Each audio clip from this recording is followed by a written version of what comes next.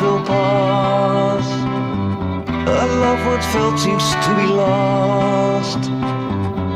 Thought comes in with this or that. The bliss makes space for feeling flat. We're holding on to at all cost.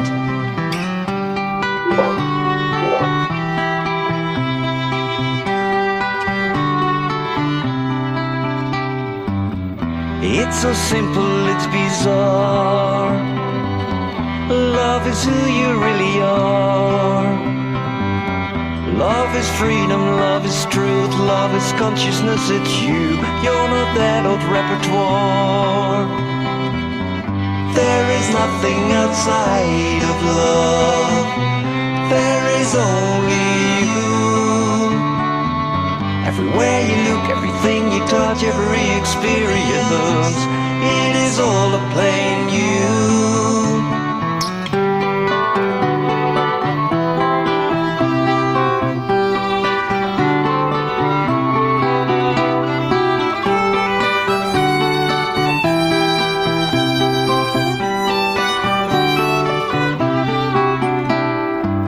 There's sometimes clarity, sometimes smoke. You're sometimes rich, you're sometimes broke. You're going up, you're feeling down. It looked so great, but now you're drowned. Can't you see it's all a joke? Because there is nothing outside of love. There is only you. Everywhere you look, everything you touch, every experience, it is all a plain you. There is nothing outside of love. There is only you.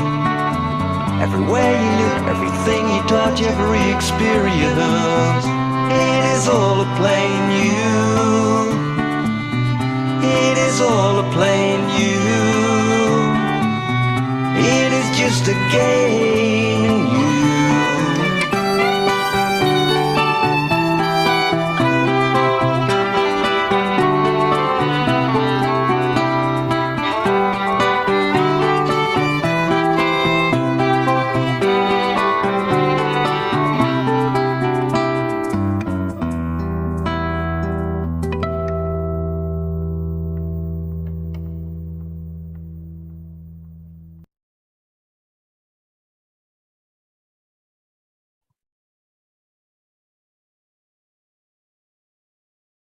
Hello, everyone, and welcome.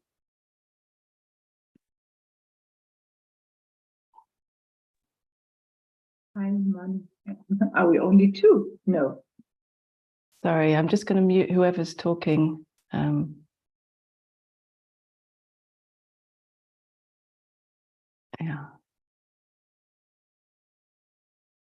Okay. We're trying a different thing today where you don't see each other's videos. So maybe that's the confusion. And we're doing that today because this is live streamed on YouTube. And just to protect your privacy on YouTube, you won't see each other's videos. And for those who are regulars on these webinars, I'd love to hear your feedback about that. Not right now, but you can type something in the chat if you want, whether you feel that that's a good thing or not a good thing, or maybe you're relieved about that or not. I'd love to know. But I can see your videos. So if and when we have a dialogue, I will see you. And I presume you can see me, right? Yeah, okay. So, but you should hear each other's audio there. So, it's lovely to see you all. And for those of you joining us on YouTube, welcome. And I can't see you, but yeah, you're welcome. And yeah, today's open webinar is on the theme of how to live more joyfully. And each month we do a different theme. And if you'd like to suggest a theme, I'd love to hear from you. If there's a particular question or a theme that you would like me to hold one of these webinars on, please write to us and suggest a theme. So let's start today. We just get comfortable and close our eyes.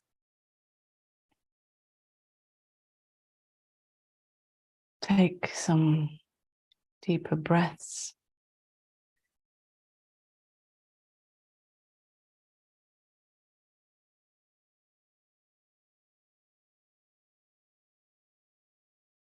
Just settling here right now.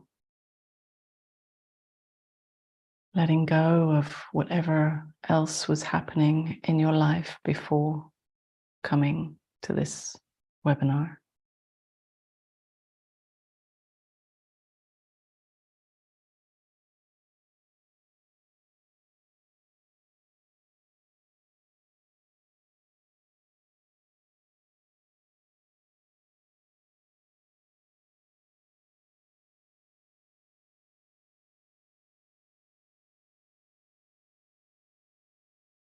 Feeling your bum on the seat, or feet on the ground.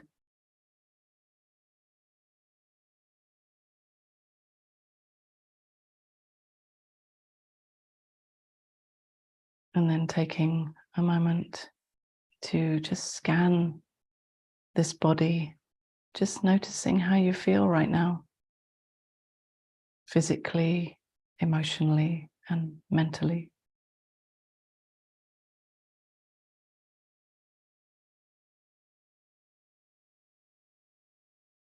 And start at the top of the head and just slowly move your way down to the feet in your own time.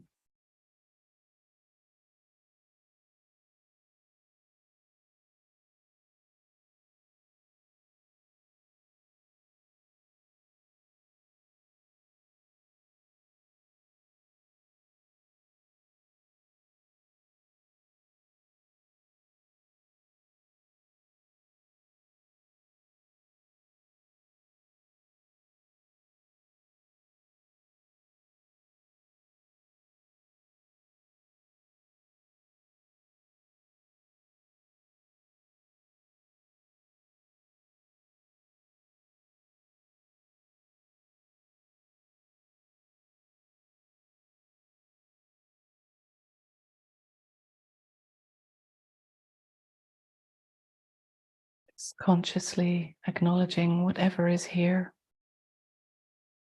and then moving on.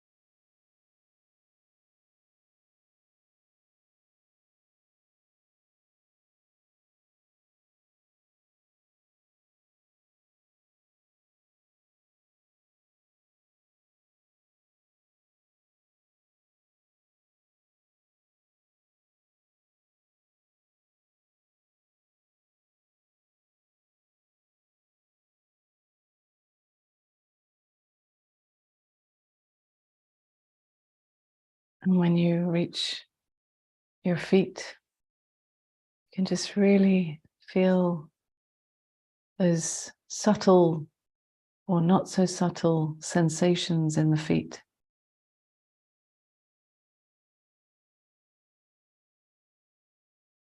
Nothing special, nothing extraordinary about these sensations.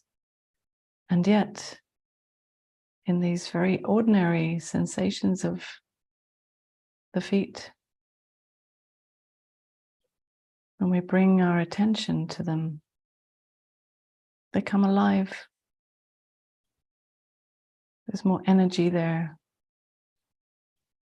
more aliveness, wherever we bring our attention.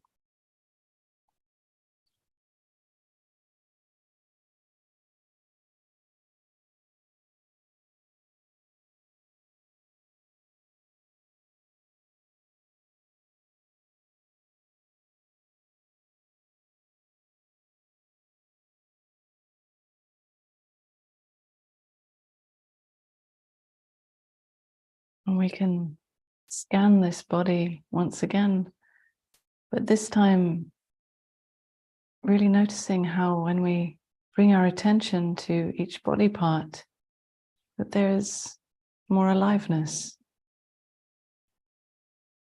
wherever our attention follows. More energy, more nourishment.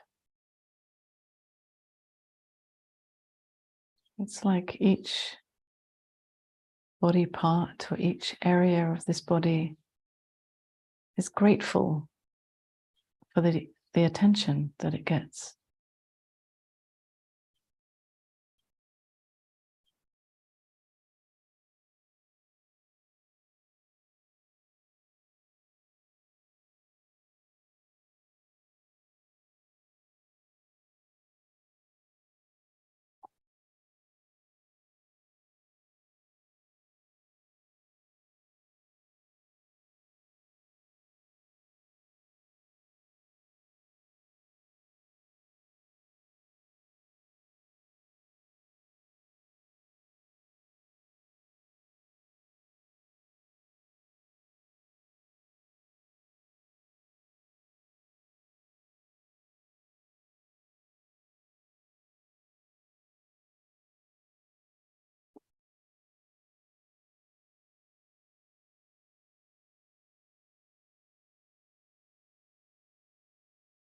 And again, when you reach the feet, feeling this aliveness in the feet as the feet touch the ground.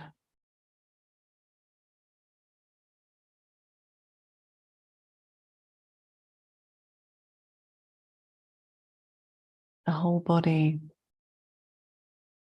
so alive, tingling with the life energy.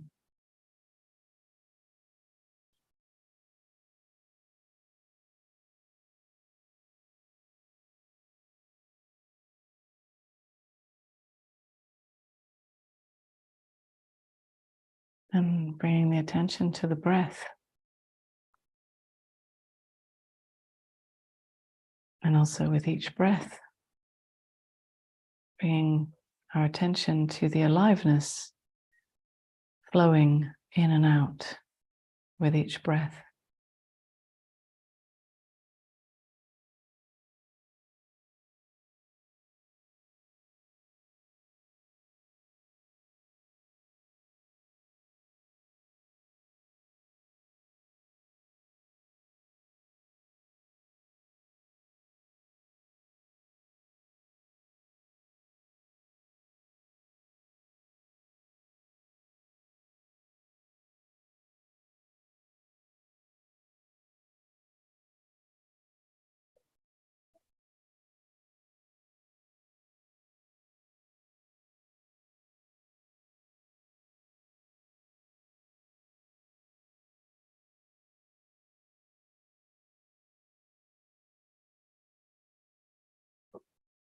And we can take some deeper breaths into the belly.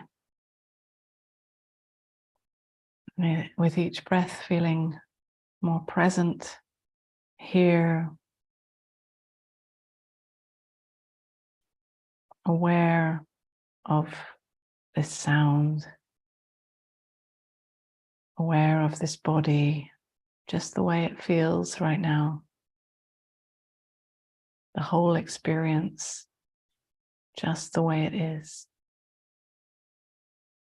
However it is for you, is absolutely welcome to be here. You are unique in the way that you appear right now. Uniquely perfect.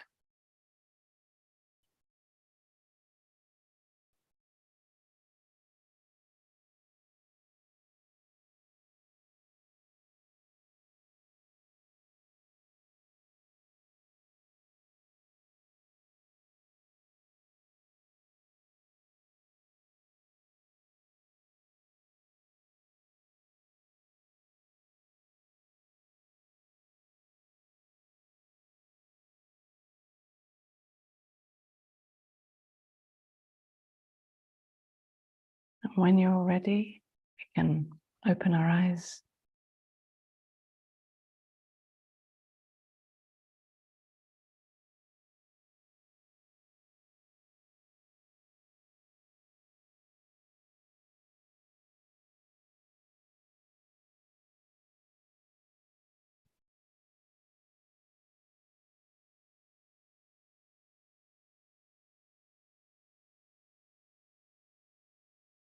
So how can we live more joyfully? Well, usually we are searching for joy in our experience, in what is happening in our lives. So perhaps in what we're doing, or where we are, or who we're with. And although we may experience some experiences of joy, which are beautiful, but they are very much dependent on the circumstances most of the time. And so if those circumstances change, then we don't feel joy anymore. And then we go searching to fix our circumstances in the hope that that will bring more joy. And of course, if you are in circumstances that are very painful or full of fear or suffering, then of course it can help to bring more joy by, if possible, doing something to change the circumstances. If you can, it's not always in our control. But this is more superficial. It doesn't ever really get to the root of real joy. It just brings temporary experiences of more ease or more or less suffering.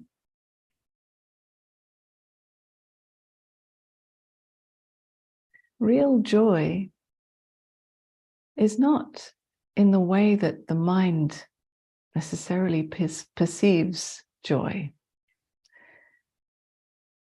If you take a moment to imagine joy, maybe it's related to an experience that you've had in the past, or maybe it's some imaginary state. I would say that most of the time we are imagining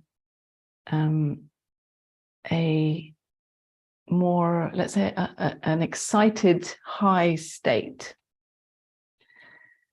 Not always, but often that's what we are assuming is joy when we are feeling kind of high. And that high is the opposite to feeling low, or a bit down, or a bit depressed even.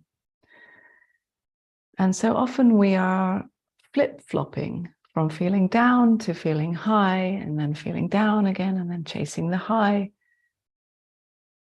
And this chasing these highs, which are more highs of the mind, sense of excitement, this is very exhausting, because the highs are a high for me. You know, it's about the story of me and what this high means for me.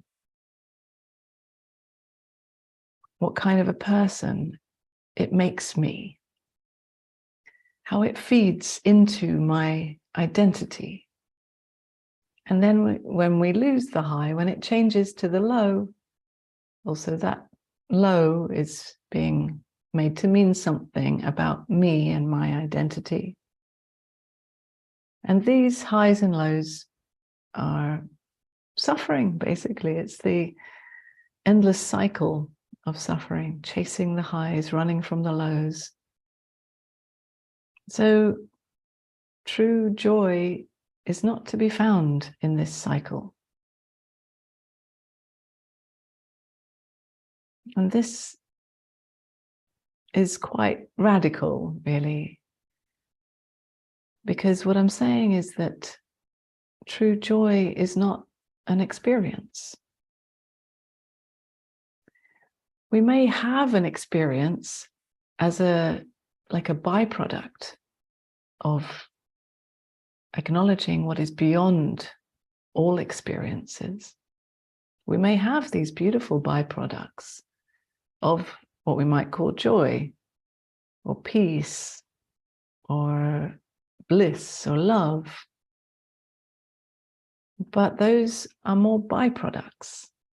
And that's very different to when we make those experiences really mean something about me.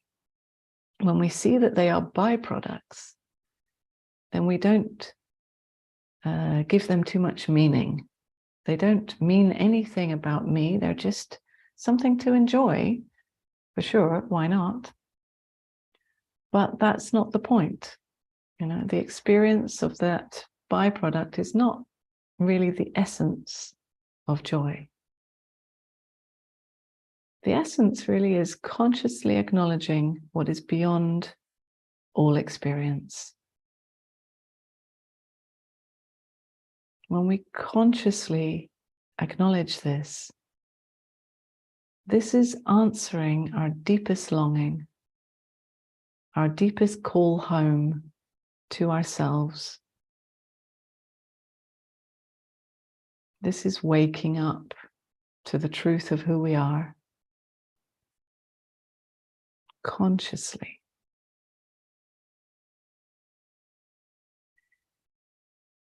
And this is not an intellectual understanding. It's not about holding on to some attitude or spiritual concept. It's really a recognition that is beyond all concepts, all words. So all these words actually are just pointing. They don't actually say it. They cannot. They're always going to be limited. So it's about recognizing what I'm pointing to beyond these words even. Recognizing who you are as joy itself. And it doesn't mean that you have an experience of joy when you recognize this. You may not have any particular special experience. But it's not about the experience. As soon as you are focusing on having a joyful experience, you are back in suffering again, chasing high experiences and running from low ones. But when you see that who you are is aware of all these experiences, this is deep relaxation and peace. A real coming home to what is always here, no matter what the experience. And when we consciously acknowledge this, we tend to have byproducts of joy in our life. It overflows because our true nature is joy, actually. Not as an experience, but in its essence. It is unlimited joy, unlimited love, peace, wholeness, freedom. all of those words and none of them. So when we consciously acknowledge this, somehow we come in alignment with that in our human experience. It's like our human experience acts as like a bridge between the human life, the human living its life in this world, and that is aware of it. So in the moment where we consciously acknowledge and we recognize, I am not limited to who I think I am. I'm not limited to the story of me and my experience. When we recognize what is aware of all of this, this is like a moment of like a bridging. And in that recognition moment, there may be this overflowing of joy, the joy of recognizing my true home, my true self. This is such joy. And this is always available. Any moment that we see, I'm not my thoughts, a moment of quiet mind, it's possible to see, to consciously acknowledge that I am not what I think I am. Any moment of bringing our attention to what is actually here, rather than spacing out into our thoughts or our me stories or identities. When we come back to the simplicity of presence, whatever is actually here now. Once again, here is this essential joy that can overflow into our daily experience by itself, without any need to chase anything or do anything. It's so very simple, actually, although the mind makes it very complicated, as if it's very difficult to arrive somewhere. But this is still referring to me and my story and my life, my experience. Just simply stopping all of that right now. And here it is. Simple joy in just being here for no reason, nothing to do, nowhere to go, nothing to get. Joy is so much more simple and ordinary than we think. It's not about having a high. If you do have a high, great, enjoy it, but it's going to pass.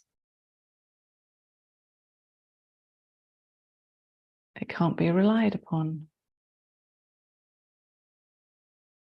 Only the true joy of who you are is the only thing. It's not a thing, but the only thing that we can rely on. Your true nature.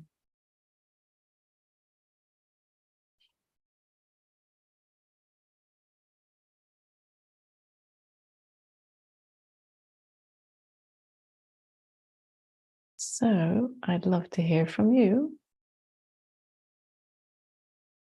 If you would like to have a dialogue, then please just raise your hand. You can also type a question in the chat, but I'll first respond to those who want to have a live dialogue. And then if we have time afterwards, I'll respond to the questions on the chat. Okay. I see Kathy, you have your hand raised, but I can't see you. Are you only on audio? Ah, there you are. Right. Thank you. Just this presence is beautiful. I've kind of had a day of presence, and earlier this morning, I had these moments where I just felt joy, or simply the lack of mind, or whatever it is, what I normally live in, there was a lack of that. And I wrote to myself, I think I want more of this, but I'm not really sure I do, because it feels so vulnerable and raw that it's almost painful. So I guess my question is, until that way of living in life and showing up in life is more familiar, how do we avoid the trap of going back to the mind and all that's familiar? How does it become safer? I think the answer is practice, but I'd love to hear your thoughts. Yeah. For sure, the practice of consciously recognizing who you are regularly can be very supportive. But then you can do this any time in your day, any time in your life. You don't necessarily have to be sitting on a meditation cushion, although meditation, of course, is invaluable, right? But it can look like anything. Any time that you are taking time out of your so-called ordinary life, or your daily tasks, or what you consider mundane, to bring the attention to the body, out of the mind, right? Noticing what's happening presently. Giving yourself the gift of that.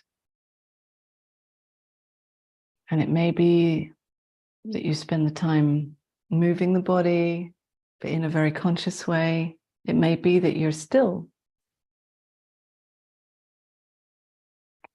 But it does seem that the nature of the mind is that it will do its best to kind of put a framework over everything, right? To hijack everything that we think that we have recognized or understood on the spiritual path. So we have to continually keep it fresh, continually shake off the dust of the mind, of the thinking that you know it all, or thinking that you've got it now, or that you found something, or that, whatever the mind, whatever conclusion the mind comes to, we have to keep bringing it back to what is real. And that means staying vulnerable, staying in the vulnerability, because the mind wants to create these frameworks in order to stay safe. But this flattens everything and numbs us out, And the mind has a good intention. It wants to protect me, right? But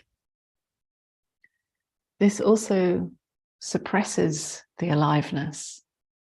And so essentially, although it means that we stay safe, we also are not living in a more alive way. So it is about continually stripping away these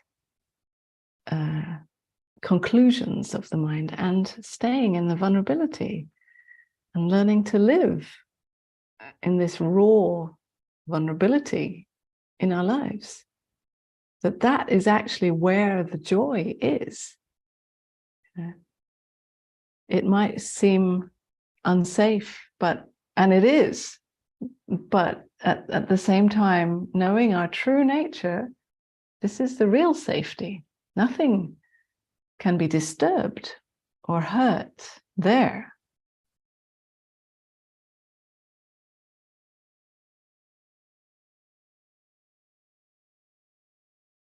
Can I just comment? I think just Sure. this is the real safety. Living in that vulnerability, that truth. Yeah. Thank you. Yeah. Yeah, because if you are absolutely vulnerable, you have nothing to lose, right? This is safe. If you are holding in and protecting and hiding, then of course it's not safe, because you could end up having to reveal your vulnerability. But if you're just showing it all, wearing it on your sleeve, all the time, then nothing to lose. Okay, thank you.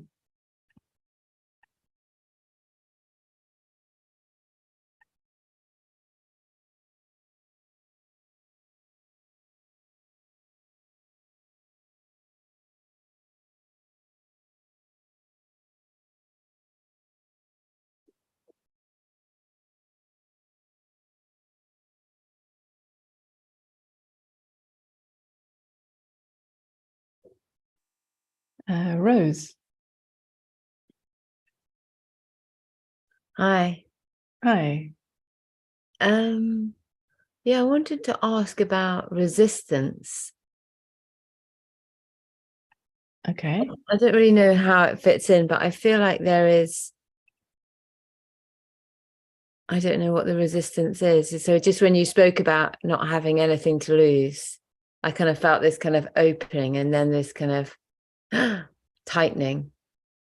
But the resistance is almost like, can I just allow that? Yeah, well, the resistance is fear, right? Fear, which is natural, the fear of death, right? Because this body is doing whatever it needs to do to survive. And protecting vulnerability is about survival. So it can feel like when we expose our vulnerability, or feel vulnerable, that this is almost like we risk death. So of course it's natural that resistance is there, fear is there, like, no. But if we can just gently, no forcing or pushing, gently feel into that fear or resistance. It's okay to resist. We don't have to, change that resistance. There's nothing wrong with it. It's natural. But if we can feel into the sensations of the resistance, how does it feel in the body? Where is it in the body? And just staying with that, staying present with the resistance. It's welcome to be here forever. And in that welcome, it may soften, but it may not. Either way, it's welcome to be here. We meet it for what it is. And in meeting it, actually the very act of meeting it, it becomes the vulnerability anyway. It's included in vulnerability because we're shining a light on it. It's another aspect of our humanness.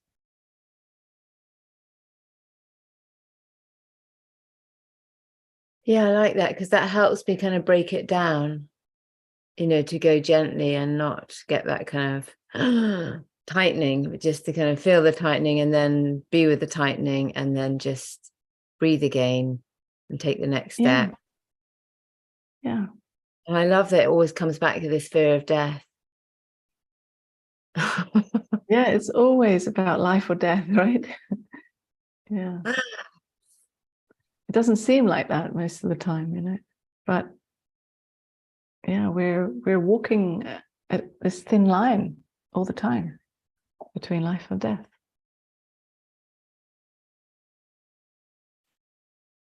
Can I ask something else, or should I let somebody else have it? No, go for it. Are we talking about, which death are we talking about? I know that's ridiculous, but I'm kind of confused because okay. I know it's both, but the longing is to die before I die.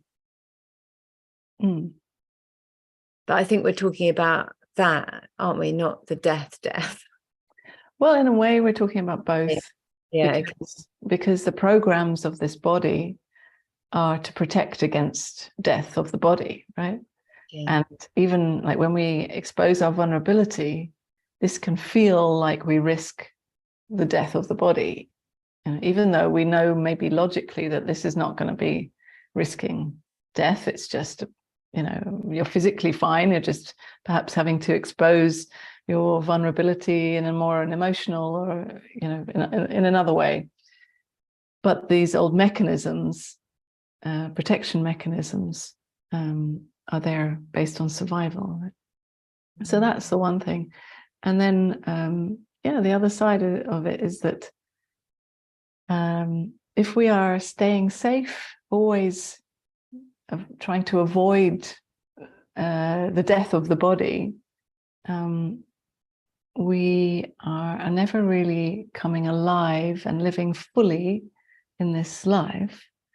And the reality is that we actually can't avoid death. And now I'm talking about the other kind of death, right? That the death that we really are, always. And death is actually another word for who you are. Yeah? It's recognizing that the death that you are is this emptiness, nothingness, a blank screen behind it all, the awareness of it all. I'm using the word death for that. And this can't be avoided because it's who you are. So actually all these protection mechanisms to avoid the physical death are also an attempt to avoid that death that you are. Because in trying to avoid that, you maintain a separate me identity. And so when we talk about the death of the me, or dying before you die, it's seeing that I'm not this separate me, that I am in fact death itself. I'm life itself. It's the same thing then. I'm not limited to this me story, this separate identity. And there's a melting, a merging, or knowing that I've never not been that is always here. But that is a whole other subject perhaps we can go into in another. I mean, it is absolutely related to joy. But we can say more about that, I'm sure. Thank you. Okay, thank you.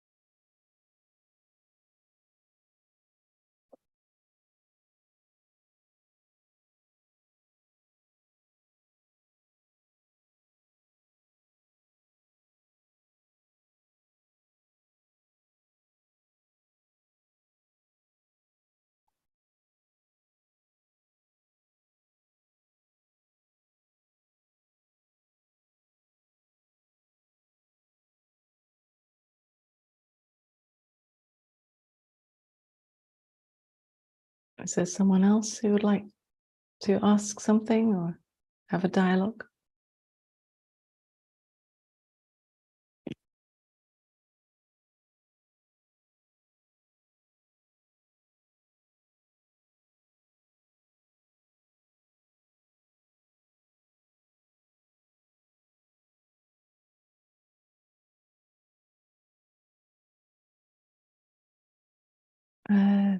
Sumati, hi. You have to unmute yourself.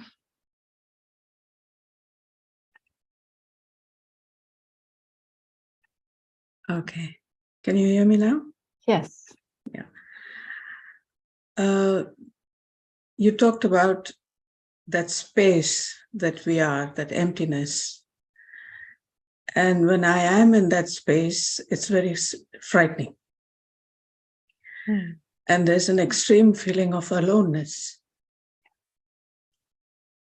On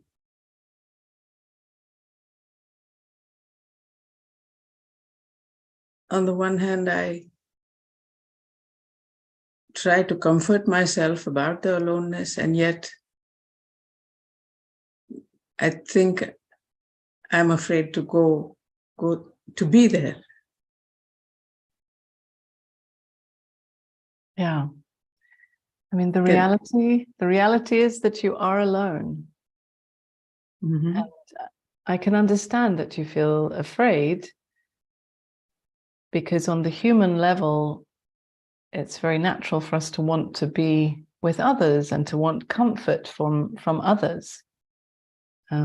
This is again back to the human survival. Yeah. Right? We kind of need others to feel safe, right?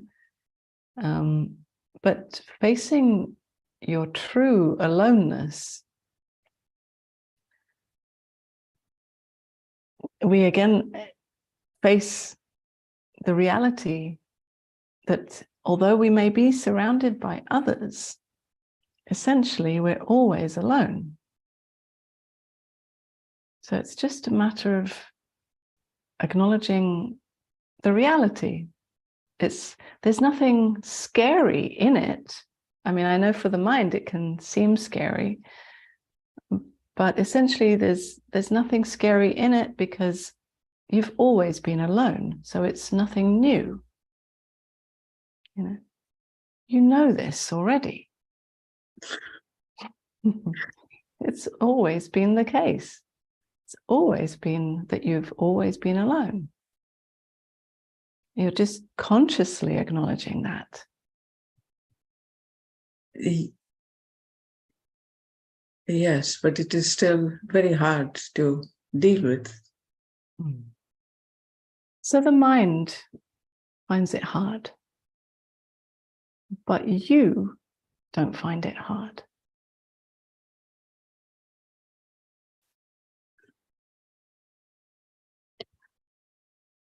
Yes, because when I do go out looking for comfort among people, it doesn't make me happy either.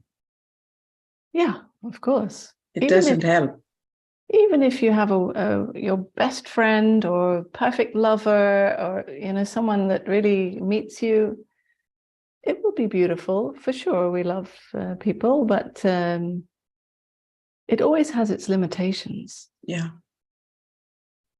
And they walk away and you're left alone again. Yeah. And this wanting connection, real, true connection from others, is so painful, because we are never satisfied. No, exactly. Never. Yeah. So acknowledging your true aloneness is a relief, actually. Because in that, you don't need others. You may enjoy others.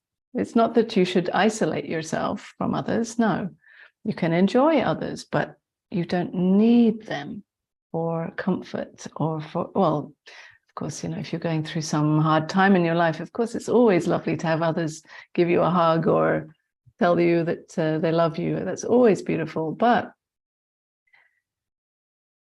really meeting your aloneness,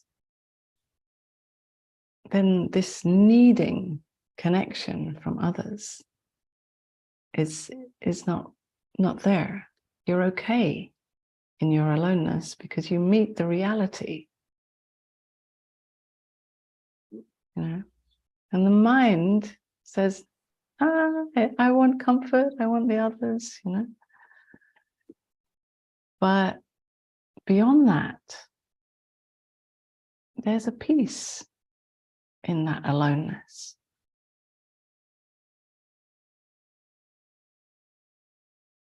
A relief of not needing to reach out for others.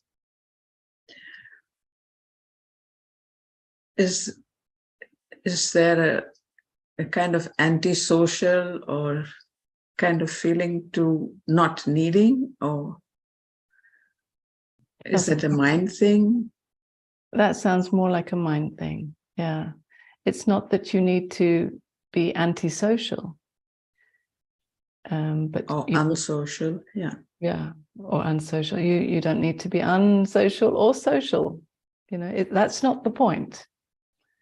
The point is that whether you are social or not, you are always alone.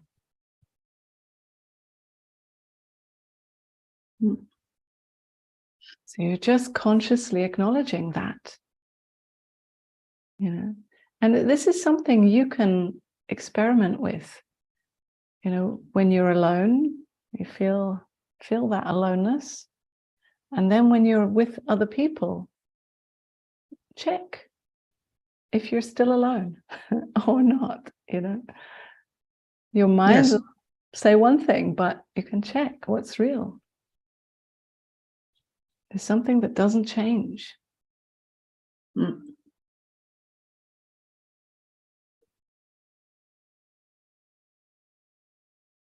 And that's the reality. It's not bad. It's not lonely. The mind might tell a lonely story, but nothing is lacking in that aloneness. Ah, okay. Yeah. Yes, it's that sense of lacking. Yeah. That's more on the superficial level, that the mind is saying, oh, I miss being with people, nobody loves me, or I'm all alone, or, you know. There might be that story. And there might be also physical sensations and emotions to feel Yes. with that. But underneath that aloneness is actually okay. It's really okay. You're always alone. And the more you consciously acknowledge that is deeper than these stories of being alone or with other people, then that somehow you will resonate and identify with that more and more, and see for yourself that the story of being lonely or lacking is not true. Okay, thank you. Okay, thank you.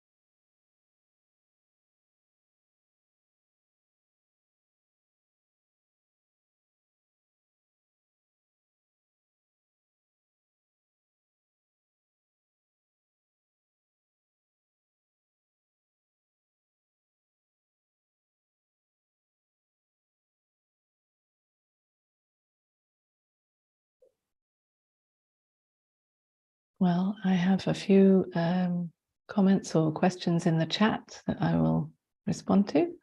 So, Kathy maybe I've already responded to this, but you're right. I have moments of this joy and then get terrified. For me, joy often does not feel safe. Yeah, well, we talked about that.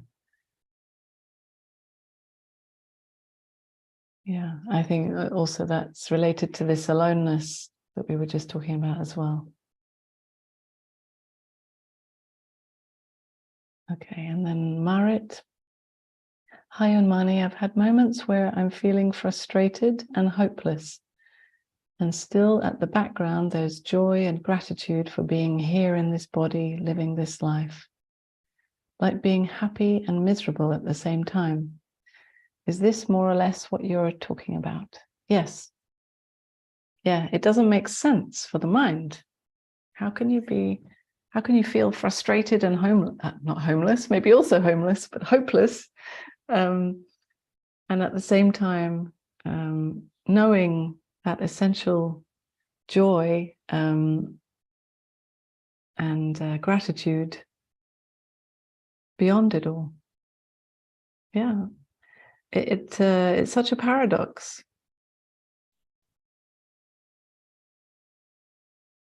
Yeah, and it's more about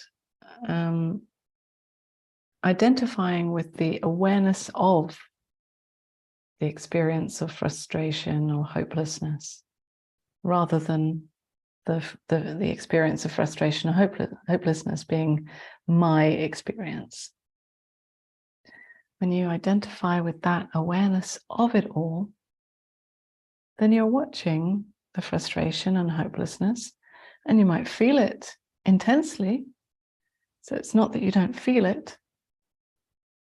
So I'm not saying that by identifying with that awareness that somehow you are using that to disassociate or not feel.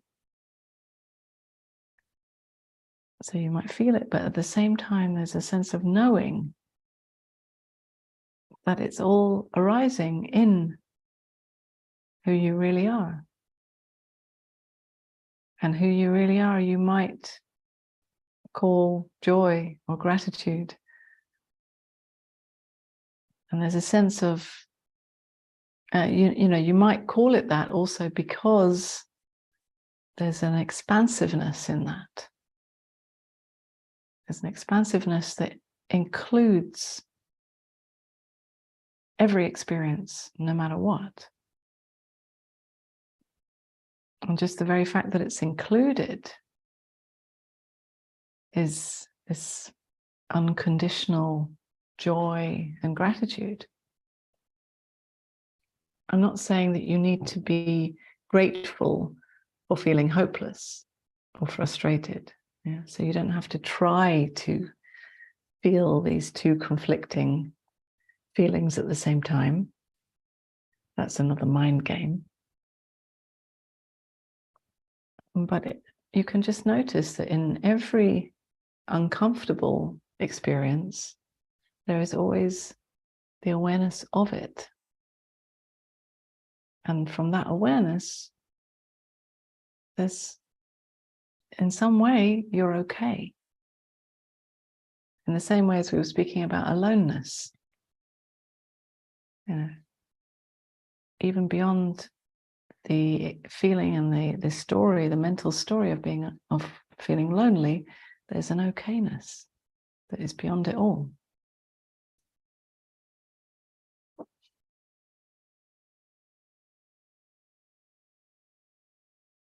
And then, okay, Kathy, you're right. I love that the mind finds it hard to stay in joy. Yeah, I mean, the mind is continually creating problems for me, right? Me and my story, my problems, my tragedies, my dramas. And as soon as we recognize that I'm not my story, we can see that all of that is, just ridiculous, really, not true, not real. But it doesn't take long for the thinking, the mind, to come back in and create some new conclusion about how it is. And then before you know it, some sneaky layer of dust covers your previous recognition of the essential joy of who you are. So we have to once again kind of shake it off, peel off any layer, any conclusion that the mind has come to, any thinking I know now. And once again, we are naked. Once again, life is fresh and alive. And this is the joy of presence, of meeting the simplicity of what is here now. Life is always inviting us into joy, always, in each moment. You know, everywhere we look, particularly in nature, you know, nature is a continual invitation to experience presence, the presence of who we are. But not only in nature, every person that we meet, every time we look into someone's eyes, we meet ourselves. Every time we are walking, every time we are talking, every time we're sitting, just feeling how we feel in the body. This simple experience, whatever it is,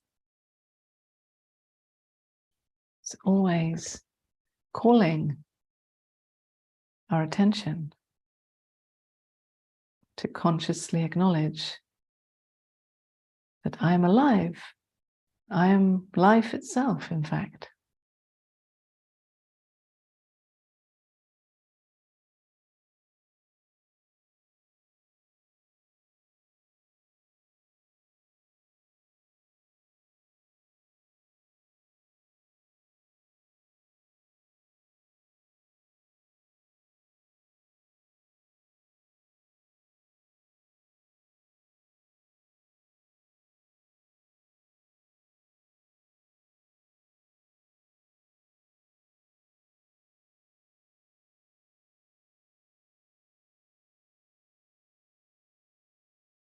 Are there any last questions or comments before we end?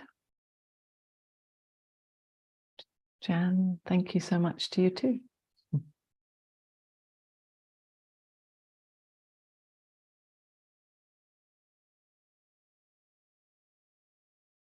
Peter.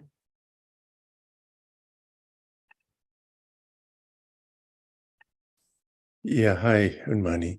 Yeah, I just realized a few days ago I met some neighbors for the first time, and I was just chattering away with them.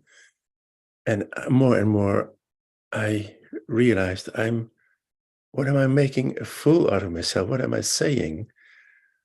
And it was so dissatisfying, but now I realize, well, it's just what is happening, and my judgment over it is only spoiling what is spontaneously happening. What could I have done else than follow that what was happening? How embarrassing it even might be. And I must say, it's so liberating to re-grip or re-evaluate that what has happened into, in fact, it was beautiful in a way, because I wasn't protecting myself in any other way and just was there. And so it's liberating to see that it couldn't have been else than it just was. And yeah, I mean, you know, when you feel yourself being very judgmental of yourself or others, you can feel how that feels in the body. You know, it's Very familiar. Yeah. yeah. Yeah, but often we're more bringing the attention to the thoughts rather than how the flavor of it physically, and Yeah. it can feel quite painful and yeah, closing, contracting. Yeah, and we have to somehow train this mind to bring the attention, you know, out of those kinds of usual thoughts. It's because we have just an old habit often, Yeah. of doing that again and again. Yeah. You know, it's a way of feeding this identity in ourselves. You know, maybe it's I did something wrong, or something like this, or about others, they la la la, whatever, which means that you're feeding an identity in yourself somehow above them. So either you're putting yourself up or you're putting yourself down, and these thoughts, they're part of this identity that clicks in. Anytime you're in a certain situation with it, maybe you feel a bit vulnerable or threatened in some way in that situation. And so that this identity comes in to fill the space, to make you feel a bit more comfortable again. But when we see it, and kind of it's part of that dust that I was saying before. We can notice how it feels in the body, how painful it is, and just the very act of bringing our attention to that, it already softens.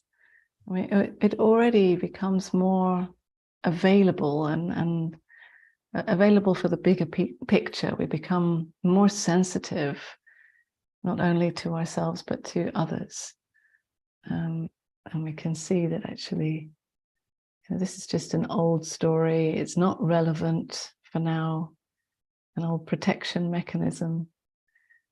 And at the same time, it's innocent. It's just doing its job.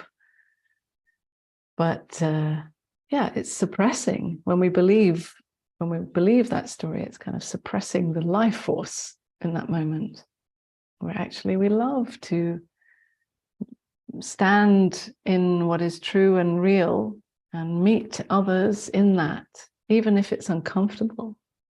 There's something beautiful about showing ourselves and meeting and being met. Yeah, sure. Thank you. Yeah. Okay. Thank you, Peter.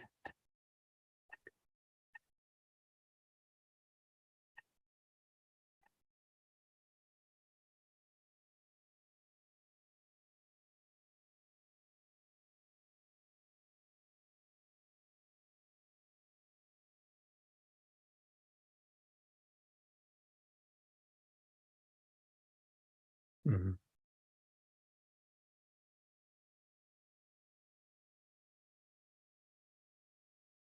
I'm just seeing any more comments. Kathy, this has been very helpful. I really enjoyed hearing you talk about how joy, vulnerability, and being alone all walk together. Yeah, thank you. And I don't know what your name is, Mercedes. Thank you so much, Unmani. Waiting for you to come back in London. I'm not sure. I will be in London, but I'm not sure about holding a meeting there. Maybe. If someone feels like organizing a meeting in London, maybe I'll do it. I always enjoy your powerful and clear presence, strong and kind in the same time. Your message went deep today. Yeah, I'm so glad. Thank you. So I have the sun shining in my eyes here. And Marit, thank you. Yeah, thank you.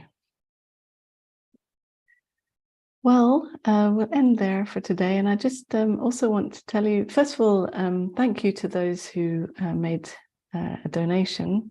You still can make a donation if you feel to. And also, I'll be holding a retreat, a live retreat in in the Netherlands at the end of June, and there still are a few places if you'd like to join us live. If you can't actually come in person, then you can also join us online. And yeah, all the information is on my website. Yeah, and I'd love to see you. So thank you very much, everybody, and see you next time. Okay, lots of love. Bye.